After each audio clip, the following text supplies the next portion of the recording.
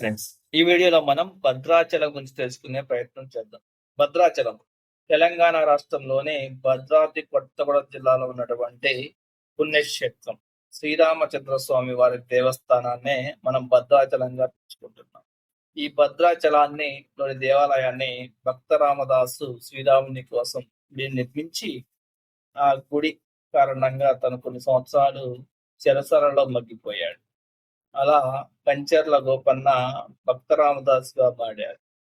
ఇక భద్రాచలం భక్తుడు భద్రుని కోరిక మేరకు శ్రీరాముడు అంటే శ్రీ మహావిష్ణువు రామావతారం ముగిసిన తర్వాత రామునిగా కనిపించడం కోసం వైకుంఠం నుంచి శ్రీరామునిగా దిగి వచ్చి భక్తుని కోరిక మేరకు తనను కొండగా మార్చి ఆ కొండపై కొలువైన క్షేత్రమే భద్రాచలం.